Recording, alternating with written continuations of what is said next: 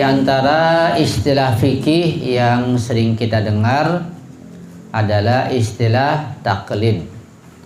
Taklid adalah bahasa Arab dari qallada yuqallidu taqlidan, at-taklid artinya mengikuti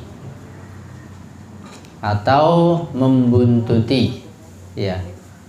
Atau taklid itu dikalungi. Seperti misalnya kayak hewan yang dikalungi lehernya kemudian ditarik. Itu hewan bertaklid kepada yang menarik kepada seseorang. Itu namanya taklid.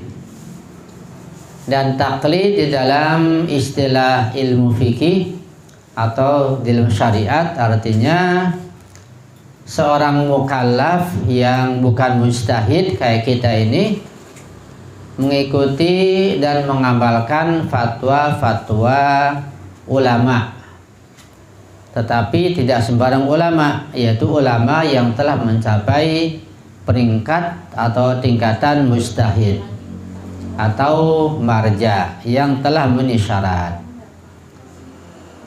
Karena itu umat Islam yang bertaklid jumlahnya jauh lebih banyak daripada yang ditaklidi.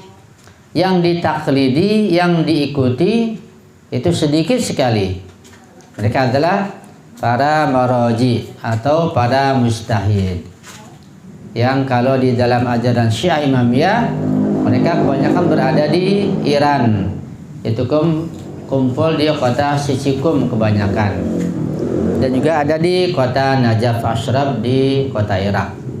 Adapun di selain dua negara itu sangat sedikit. Di Indonesia belum ada yang namanya mujtahid atau marja.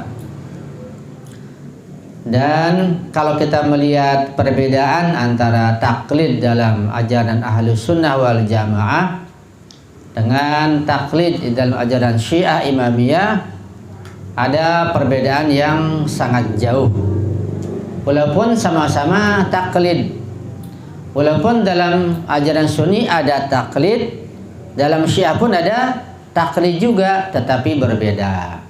Di mana bedanya? Bedanya adalah pertama, kalau taklid di dalam ajaran Syiah itu harus bertaklid kepada mujtahid atau pada marja yang masih hidup. Seseorang kayak kita ini, seorang mukallaf yang sudah balik, tidak dibolehkan bertaklid, yaitu mengikuti dan mengamalkan fatwa-fatwa mujtahid yang telah meninggal dunia. Jadi marja atau mujtahid yang harus ditaklidi harus masih hidup, tidak boleh meninggal dunia. Kalau sudah meninggal harus cari marja, cari mujtahid yang masih hidup, pindah begitu. Kalau di Ahlus Sunnah Jamaah mereka juga bertaklid, tetapi mereka membolehkan bertaklid kepada marja atau mujtahid yang sudah meninggal dunia. Boleh buat mereka. Karena itu buat mereka Ahlus Sunnah Jamaah bertaklidnya kepada ulama itu saja, itu 4 orang mujtahid: Imam Hanafi, Imam Maliki, Imam Syafi'i, dan Imam Hambali. Sudah berabad-abad, sudah ratusan tahun marja mereka, mujtahid mereka yang mereka taklidi itu saja, nggak diganti sampai sekarang. Tetapi dalam ajaran Syiah Imamiyah tidak boleh bertaklid kepada marja yang sudah meninggal dunia.